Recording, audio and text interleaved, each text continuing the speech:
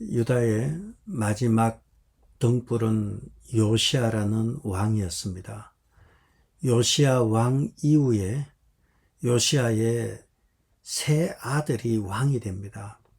요시야 왕 이후에 네 명의 왕은요, 여호아하스하고 그 다음 김긴시다. 경상북도에 김천시가 있는데 그 생각하시면서 김긴시가 유다의 마지막 세 왕이다 생각하시면 되겠습니다. 김은 여호야김이고 긴은 여호와긴이고 둘 다 부자지간이에요. 김이 아버지고 긴이 아들이고 그 다음 마지막 김긴시의 시는 시드기야 왕입니다.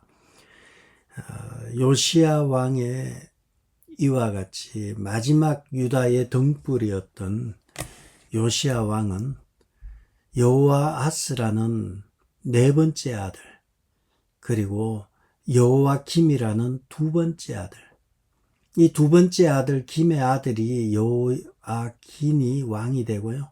그리고 여호와긴이 다음에 시드기야는 여호와긴의 삼촌이 됩니다. 그렇기 때문에 요시야 왕의 세 아들이 왕이 됩니다. 그런 굉장히 왕이 마지막에는 급격히 바뀌게 되고 안정감이 떨어지게 되죠. 넷째 아들이 왕이 됐다, 둘째 아들이 왕이 됐다, 셋째 아들이 왕이 되고 이 첫 번째 아들은 안 보여요.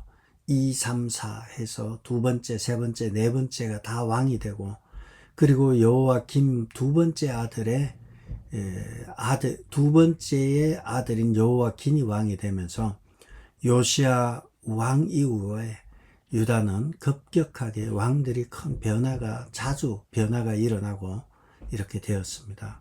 그만큼 유다 사회는 급격하게 변화되고 있는 것임을 우리는 알 수 있습니다. 특별히 김긴시 세 번에 걸쳐서 바벨론에 세 차례 침공이 일어나게 됩니다. 여호와김 때는 제1차 바벨론 침공이 있고 여호와긴 때는 제2차 바벨론 침공이 있었고 시드기야 때는 제3차 바벨론 침공이 있으면서 예루살렘은 1차 침공을 통해서 하나님의 강력한 경고가 있었고 2차 침공을 통해서 심판이 확장되고 3차 침략을 통해서 예루살렘은 완전히 멸망하게 됩니다. 이러한 1차 침공에는 BC 605년에 있었고 이때에 왕족과 귀족과 유능한 젊은이들이 많이 끌려가게 되고 이때에 다니엘과 세 친구가 1차 침공 때에 끌려가게 되고 제2차 침공 때는 상당하게 무너집니다. 왕의 부인들과 군인과 기술자들이 좀 똘똘하다 싶은 건 다 잡아갔어요. 바빌론으로 다 끌고 가고 예루살렘에는 어떻게 보면 좀 찌끄레기들만 남겨놓고 다 잡아간 것이 2차 침공이에요. 이때에 에스겔 제사장 가문 출신인 에스겔이 포로로 끌려가는 게 2차 침공이고 우리는 이 에스겔이 쓴 에스겔서를 보고 있습니다. 3차 포로는 BC 586년에 있었는데 철저한 파멸이었습니다.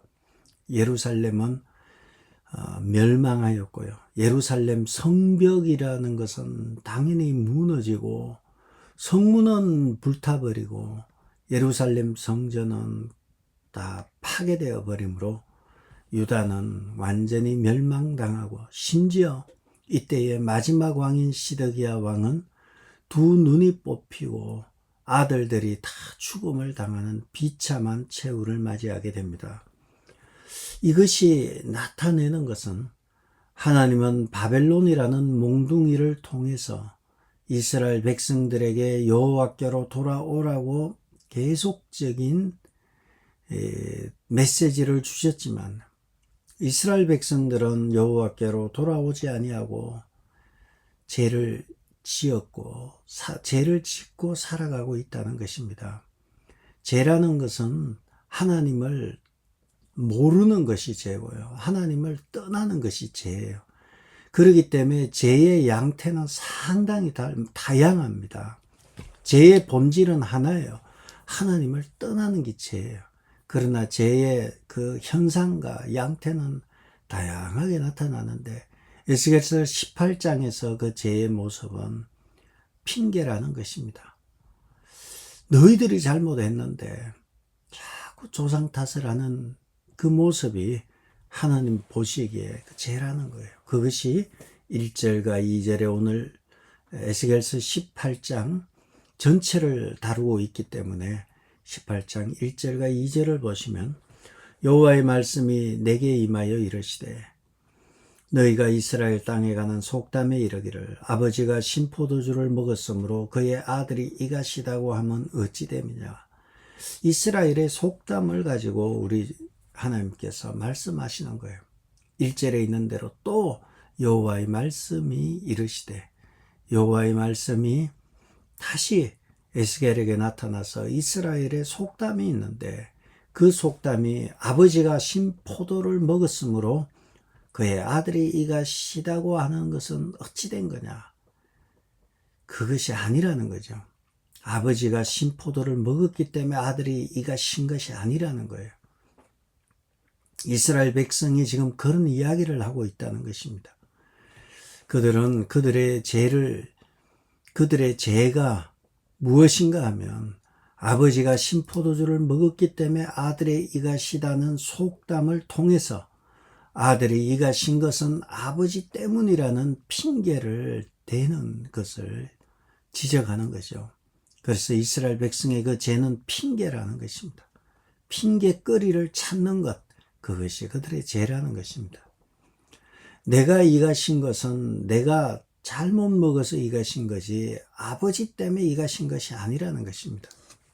신포도를 먹은 것은 아버지인데 이같인 것은 아들이므로 이스라엘 백성들의 생각 속에는 우리 잘못 때문에 이렇게 포로로 끌려온 것이 아니라 조상들이 잘못했다는 거예요. 조상들이 잘못되었다는 거예요. 에스겔은 이스라엘 백성들에게 회개를 통해서 하나님께 나아오기를 바라셨지만 이스라엘은 회개가 아니라 핑계를 대고 있었던 것입니다. 그러므로 우리가 문제 가운데 있을 때 핑계를 대는 것은 참 편합니다. 이 잘못은 내 탓이 아니라는 거예요. 다 남 탓하는 거예요. 남편이 잘못하고 아내가 잘못하고 정치인이 잘못하고 다 남 탓이고 나는 교회에서 신앙생활을 잘 하려고 하는데 주변 사람들이 자꾸 나를 시험 들게 한다 이렇게 하면서 다 남 탓하는 거예요. 내가 열심히 봉사하려고 하는데 내 봉사를 가로채고 뭘 하고 오만 얘기를 지금 교회 얘기를 하는 이유는 우리가 지금 새벽 예배고 교회 공동체이기 때문에 그래요. 핑계를 대는 사람은 어디를 가도 핑계를 대요. 교회에도 핑계대고 또 삶의 곳곳에 가서도 다 핑계를 대고 자기 잘못은 하나도 없어요. 세상에 이렇게 편하게 사는 사람이 있어요. 자기 탓이 하나도 없이 살아가는 사람. 전부 조상 탓이라고 핑계대는 이스라엘 백성들의 이 잘못을 주님께서 지적하고 있는 것입니다. 그러므로 핑계를 대는 사람은 자기 탓이 없다는 사람은 사과를 할 줄 몰라요. 한평생 살아가면서 잘못했다는 얘기를 한 번도 하지 않죠. 다 자기가 잘했으니까 그 얘기를 하는 것이죠. 이에 대해서 주님께서 하시는 말씀이 3절입니다. 주 여호와의 말씀이니라 내가 나의 삶을 두고 맹세하노니. 주님이 맹세하시는 거예요. 그 맹세하시는 것은 너희가 이스라엘 가운데서 다시는 이 속담을 쓰지 못하게 되리라. 이스라엘 백성 가운데서 다시는 이 속담을 쓰지 못하게 될 것이다. 이 속담, 아버지가 신포도를 먹었기 때문에 아들이 이같이다는 이 얘기 다시는 쓰지 못하게 할 것이라는 거예요. 바꿔 말하면 다시는 핑계할 수 없게 하겠다는 것입니다. 왜냐하면 아버지의 이가 신포도를 먹은 것은 아버지가 먹었고 아들이 이가신 것은 네 잘못이지 아버지가 신포도를 먹어서 그런 게 아니라는 거예요. 그렇기 때문에 4절에 가서 이렇게 얘기하는 것이요. 모든 영혼이 내게 속한지라 아버지의 영혼이 내게 속한 같이 그의 아들의 영혼도 내게 속하였나니 범죄하는 그 영혼은 죽으리라. 이 범죄하는 그 영혼은 죽으리라. 이 말은 아버지가 범죄하면 아버지가 죽고 아들이 범죄하면 아들이 죽고, 그래서 범죄하는 그 영혼은 죽으리라는 이 말은 범죄하는 그 영혼은 달리 말하면 각각 죽으리라. 이렇게 범죄하는 그 영혼은 각각 죽으리라. 각자 죽는다는 거예요. 자기 죄 때문에 각자 자기 때문에 죽는다는 거지 아버지 영혼이 아버지 때문에 아들이 죽고 이렇지 않는다는 거예요. 각 사람이 내 앞에 있다는 거예요. 아버지가 내 앞에 있고 아들이 내 앞에 있는 것처럼 각각 자기 죄로 죽기 때문에 핑계대거나 남 탓하지 말고 너나 바로 잘 살아라는 거예요. 너가 바로 내 앞에서 서 있으라는 거예요. 코람데오라 그러죠. 하나님 앞에 너가 서 있으라는 거예요. 너가 회개하면 새로워지고 너가 회개하기로 결단하면 네가 새로워지는 거지. 왜 자꾸 남 탓하냐라는 거예요. 1절과 4절에서 18장 1절과 4절에서는 조상 때문에 자손이 자동으로 죄의 책임을 지지 않는다고 선언하는 내용입니다. 각각 책임을 지는 것입니다. 그래서 18장 4절의 마지막에 범죄하는 그 영혼은 죽으리라 하지만 의미상 빠진 것이 각각 죽으리라. 범죄하는 그 영혼, 각각의 영혼은 각각 죽는다는 거예요. 그것이 4절이고 30절에 보면 또 이런 말이 있습니다.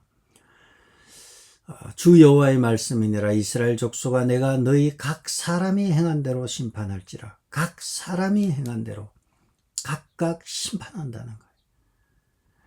범죄하는 그 영혼은 각각 죽고요. 그리고 너희 각 사람이 행한 대로 심판한다 하면서 죄는 개인적이고 책임도 개인적이며 심판도 개인적이므로 남 탓하지 말고 너나 잘 살아라는 거예요. 자기의 이 핑계 대지 말고 자기의 잘못으로 여기고 책임을 지고 회개하며 살 것을 말하고 있습니다. 그렇다면 하나님의 백성이 살아가는 자세가 어떠해야 합니까? 하나님의 백성이 살아가는 자세는 각각 하나님 앞에 심판을 받는다는 말씀과 같이 우리가 하나님 앞에 매일매일마다 하나님 앞에 서는 자세로 그러한 자세로 살아야 한다는 것입니다. 우리는 핑계할 시간이 없습니다. 하나님이 언제 부르실지 우리는 알지 못하고 언제까지 핑계만 대고 살겠습니까? 하나님 앞에서 너로서 너 자신으로서 단독자로서 바로 사는 것이 바로 살 것을 말씀하고 있고 또 그렇게 바로 사는 시간이 우리에게 얼마 남지 않았음을 우리는 알아야 합니다. 주님이 언제 오실지 우리는 모릅니다. 그러나 분명한 것은 하나님의 때가 임박해 있다는 것입니다. 여러분, 지금 주님은 우리가 살아가고 있는 이 지구에 주님이 곧 오시는데 어디까지 왔는가 하면 바로 이 대기권 위에까지 지금 와 계셔요. 빨리빨리 정리하고 회개하고 돌이켜야 하는 것입니다. 주님은 말씀을 통해서 아주 임박해 있음을 알리고 계시지만 사람은 지금 주님이 오시는 걸 알지 못한 채 그냥 하루하루 살아가다가 마침내 주인이 돌아와서 계산할 때 한 달란트 받은 사람처럼 엉뚱한 얘기나 하고 핑계거리나 찾고 그럴 것은 통하지가 않습니다. 그냥 문 밖에 쫓아내고 이를 갈게 될 것을 성경은 말하고 있습니다. 그러므로 우리가 일단 신앙생활 하면서도 그렇고 문제를 만났을 때 우리는 핑계를 댈 것인가 해결을 할 것인가 정해야 하는 것입니다. 핑계를 대는 사람은 망할 사람이고요. 그리고 핑계를 대는 사람은 한 번으로 족하지 않아요. 끊임없는 핑계와 핑계를 대면서 하나님의 말씀에 집중하지 않고 계속해서 핑계거리를 찾아요. 그러나 교인들과 사람들은 속일 수 있어요. 핑계거리를 찾으면 뭐 쏘가 죽이는 게 더 많아요. 사실은 더 쏘가 주는 거예요. 쏘겠다고 생각은 자기 생각이고 다 쏘가 주는 거예요. 우린 대충 다 감 잡고 있어요. 망할 사람입니다. 하나님 앞에서 쏘일 거라고 생각해서는 안 됩니다. 문제를 만났을 때 살 사람은 돌이키는 사람이에요. 하나님에게서 하나님 앞에서 돌아서는 사람이 문제를 만났을 때 살 사람입니다. 그것이 30절에 보면 이렇게 되어 있습니다. 주 여호와의 말씀이니라. 이스라엘 족속아, 내가 너희 각 사람이 행한 대로 심판할지라. 너희는 돌이켜 회개하고 모든 죄에서 떠날지어다. 돌이켜 회개하고 모든 죄에서 떠날지어다.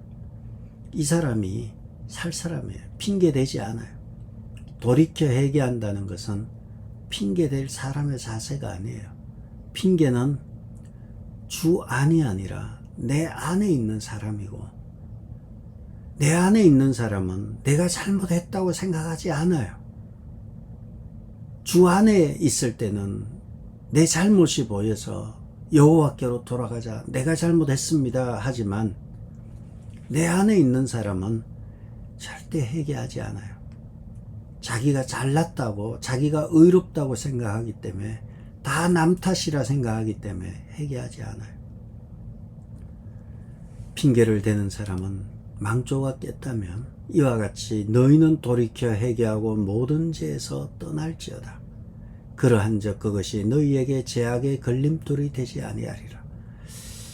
30절에 있는 거죠. 그리한 적 그것이 너희에게 죄악의 걸림돌이 되지 아니하리라. 그것이 바로 핑계대는 거예요. 핑계대고 그런 것이 너희의 죄악의 걸림돌이 되지 아니할 것이다 말하고 있는 것입니다. 돌이켜 회개하는 사람, 이 사람은 이것과 핑계가 대조되고 있습니다. 오늘 18장의 내용은 간단하게 하면 이렇습니다. 핑계 대신 회개가 됩니다. 핑계를 할 것인가, 회개를 할 것인가. 핑계를 대는 사람은 망할 사람이고 심판받을 사람이라면, 회개를 할 사람은 살 사람이에요. 그러기 때문에 주님이 하시는 말씀은 30절 하반절에 있는 대로 너희는 돌이켜 회개하고 모든 죄에서 떠나라. 회개하고 떠날 것을 말하고 있고요. 그렇게 하면 산다는 거예요. 역대하 7장 14절에 보면 내 이름으로 일컫는 내 백성이 그 악한 길에서 떠나라는 것이요. 돌이켜 회개하고 모든 죄에서 떠날지어다. 30절, 18장 30절에 있는 대로 역대하 7장 14절에서 악한 길에서 떠나라는 거예요. 그러면 내가 하늘에서 듣고 그 죄를 사하겠다는 것입니다.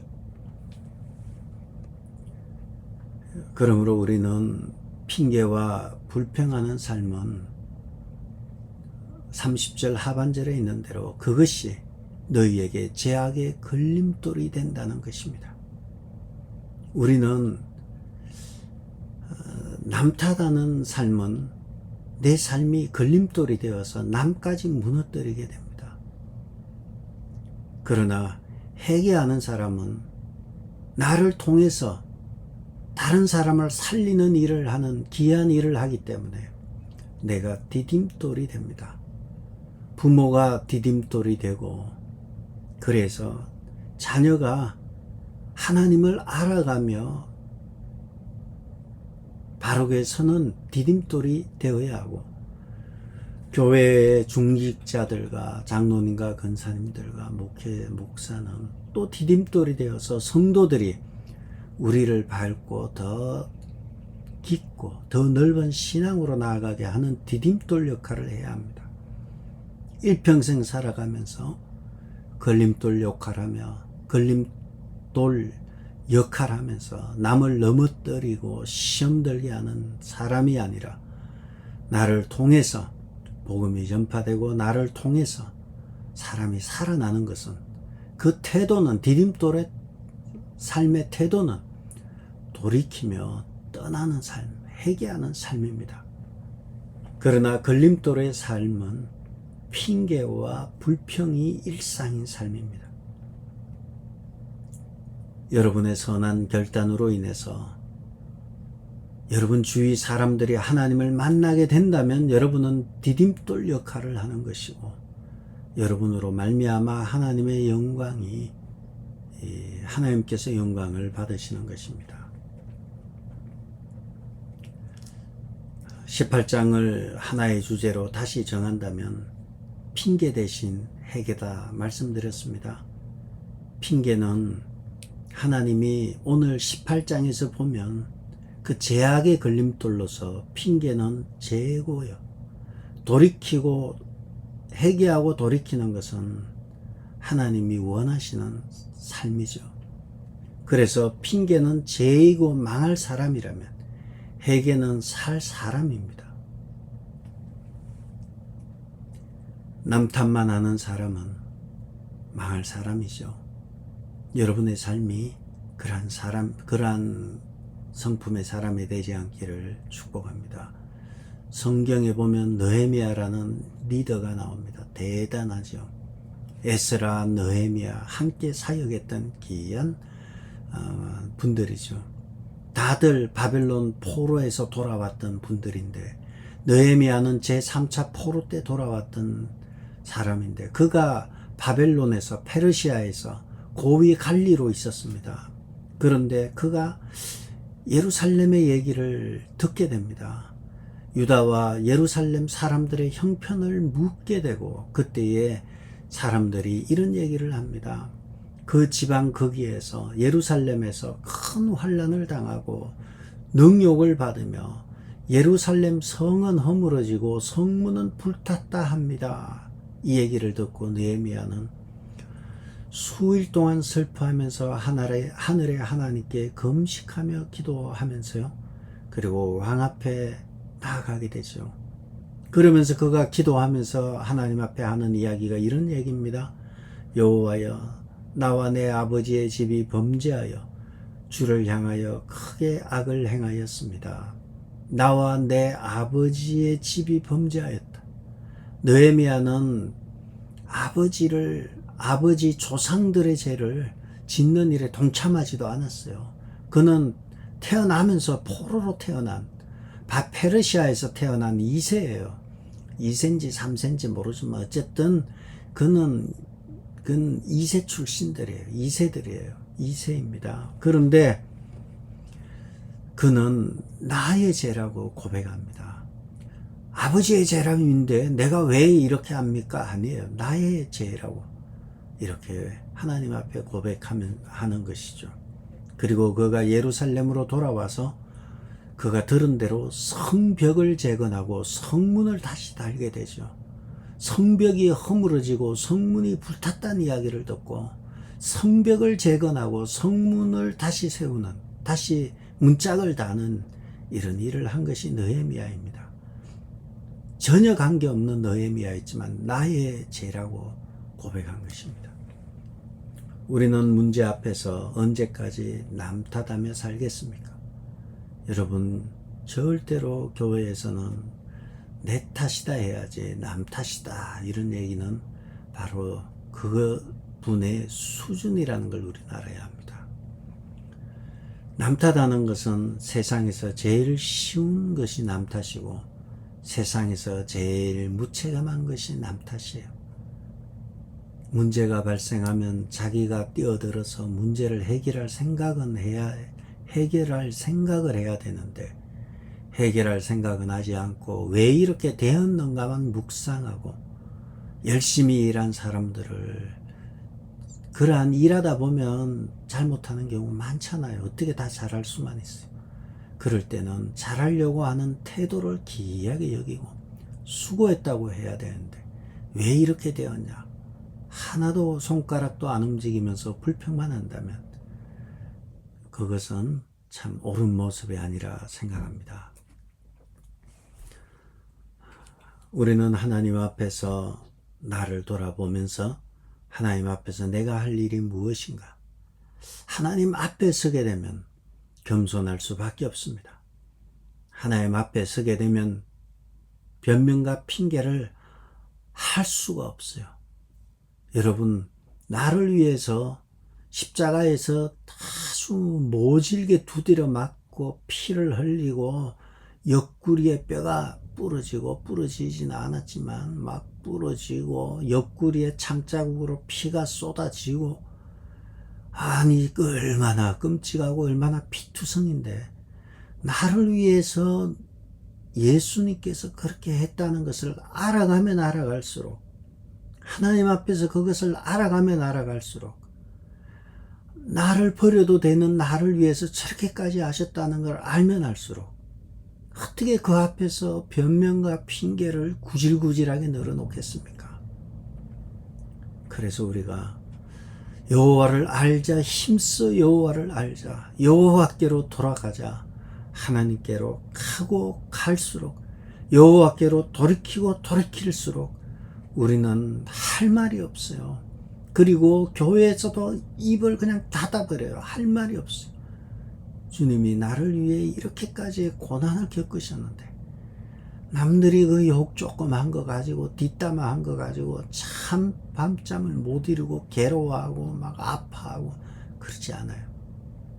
그럴수록 더더욱 빛 앞으로 나가는 것입니다. 어둠을 물리치는 길은요, 안에서 어둠을 해결하기 위해서 뭘 열심히 하는 거 아니에요. 어둠을 물리치는 길은 단순해요. 햇빛이 들어오면 돼요. 우리 안에 있는 죄악을 몰아내는 것도 강한 빛이 들어오면 들어올수록 죄가 떠나가게 되어 있습니다. 생명의 빛이신 예수 그리스도를 갈망하고 그 앞에 나아가는 여러분 되셔서 하나님 앞에서 살 사람으로 한 명의 나고자도 없이 저수지 같은 교회, 그리고 한 사랑교회, 큰 사랑을 가진 공동체, 그리고 한 생명 공동체로 하나님 앞에 서는 날까지 한 명의 나고자도 없이 다 함께하는 복되고 귀한 여러분들 되시기를 주의 이름으로 축복합니다. 기도하겠습니다. 아버지 하나님, 주님의 사랑 앞에 서면 설수록 그 앞에서 어떤 핑계와 변명을 대신해야 하고 겸손해짐을 저희들이 압니다. 주님, 저희들에게 은혜를 주옵소서. 매일매일마다 십자가 앞으로 한 걸음 한 걸음 더 나아가는 은혜를 주셔서 우리가 기쁨으로 얼마나 많은 고난을 당해도 기꺼이 기쁨으로 갔던 바울처럼 주님 앞에서도 주님과 주님의 몸된 교회와 성도들을 위해서 기쁨으로 그 일을 달려갈 길을 다 마치고 가는 귀한 성도들 되게 도와주옵소서. 주님의 사랑하는 귀한 김파 장로님과 김선 권사님의 형님과 오빠가 되시는 그러한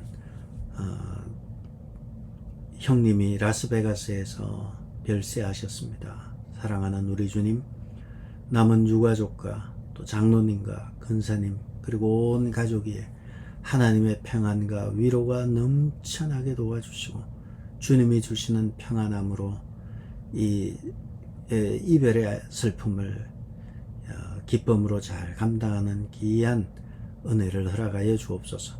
또한 장래의 모든 일정 가운데서도 하나님께서 일일이 간섭하셔서 장로님과 권사님을 보셔서 그 모든 것이 은혜롭게 진행될 수 있도록 또한 하나님께서 함께하여 주옵소서. 예수님의 이름으로 기도드렸습니다. 아멘. 하늘에 계신 우리 아버지여, 이름이 거룩히 여김을 받으시오며 나라의 마옵시며 뜻이 하늘에서 이룬 것 같이 땅에서도 이루어지이다. 오늘 우리에게 일용할 양식을 주옵시고 우리가 우리에게 죄지은 자를 사하여 준 것 같이 우리 죄를 사하여 주옵시고 우리를 시험에 들게 하지 마옵시고 다만 악에서 구하옵소서. 나라와 근세와 영광이 아버지께 영원히 있사옵나이다.